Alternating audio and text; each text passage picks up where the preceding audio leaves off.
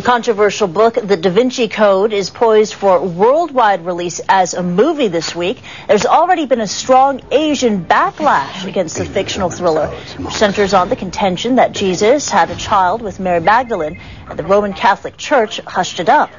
In the Philippines, movie censors slapped an adults-only certificate on the movie, banning those under 18 years old from viewing it.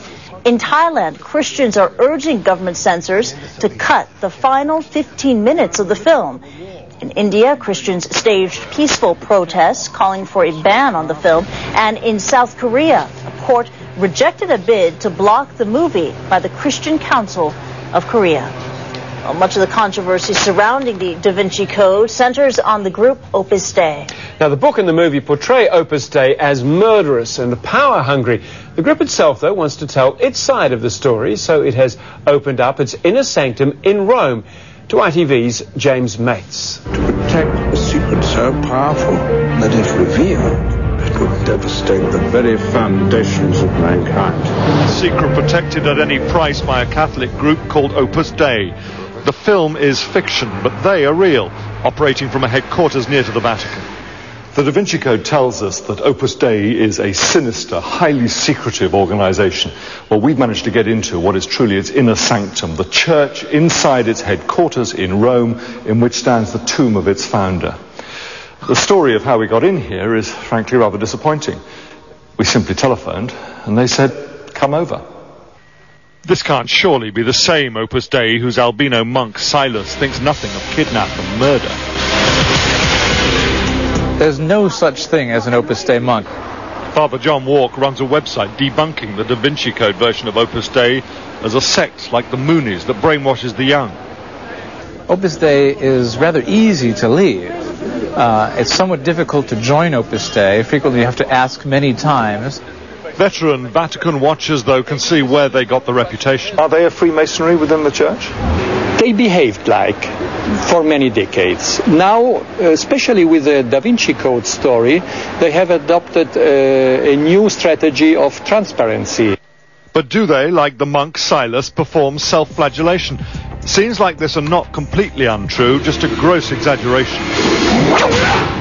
This is the cilice. It's made of wire with slightly sharpened points on one side, normally worn around the thigh. It doesn't look comfortable, and I'm told it isn't, though they do say the idea is to cause discomfort rather than pain. And this is what they call the discipline, made of rough, knotted string, with which you carry out an act of penitence once a week or so, normally while praying. The film is fiction. Sarah Cassidy, born and raised in the home counties, has risen to be one of the directors of Opus Dei.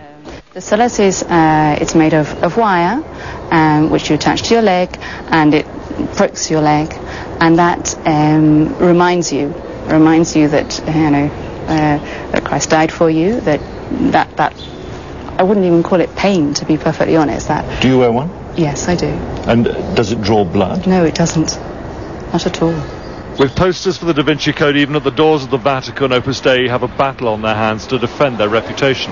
But ironically, since the book, they've been flooded with membership inquiries. It may just be true that there is no such thing as bad publicity. James Mates, ITV News, Rome. Certainly got people talking. Well, Opus Dei has about 85,000 members worldwide, and Hong Kong is the regional head office of Opus Dei in Asia. There's also a chapter in mainland China. Now, Ruben Mandahar, an associate professor at the City University of Hong Kong, is an Opus Dei member, and he joins us now in the studio. Welcome to the program. And what does it mean to be a member of Opus Dei? Not to be a secret member, so I'm here quite openly presenting myself.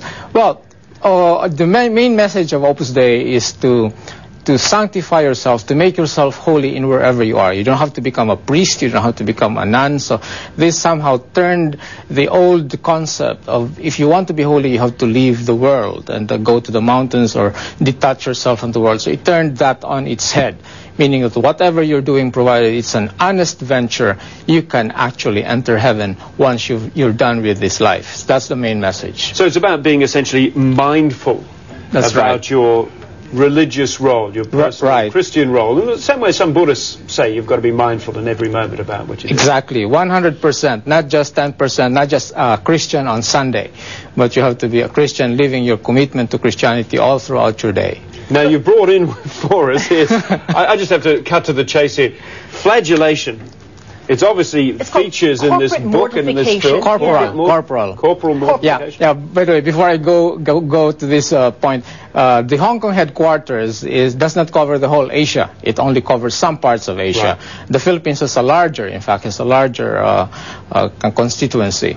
Anyway, so this corporal mortification bit, I know, has fascinated the world so much. But this is actually part of Catholic tradition.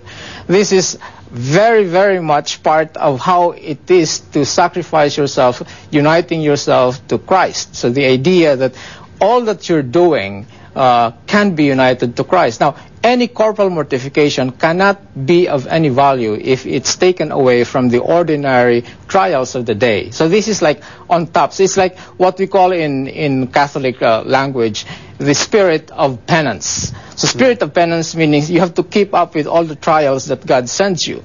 So if you don't do that, then this has no meaning. Now, there's two instruments of penance. This is one of them right here, just a series of knotted ropes that you're supposed to hit yourself with. Yes, there are many. How often do you do this? Well, there are many instruments of penance, not just two. So probably there are like 15.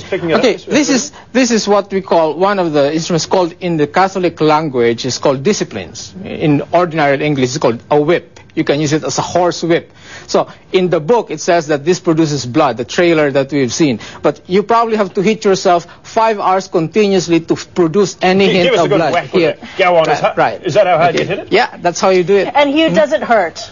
It's not enough pain. Not enough and pain. Is it drawing blood? It's not drawing blood. No, there'll never be blood. It's just an impossibility. Don't tell Human Resources that. I'm intending to sue after this interview. So if it doesn't cause that much pain, and it doesn't cause any great deal of pain, what's the fuss about it? And also, why do you do it? I mean, well, as I said, this has no meaning if you detach it from all the other trials that you have during the day.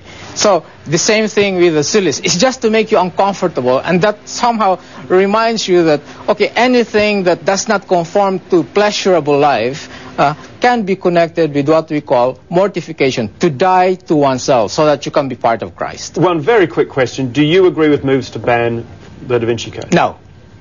I myself will wait for the DVD. Any boycott, any banning, I think will just contribute to the box office. Fascinating. Well, thanks very much for coming in. And, people say it's all secretive, but you've been fantastically open with us, so thanks very much for coming in. Thank you very much indeed. He's already read the book, too. And it didn't hurt. No, it didn't hurt. No.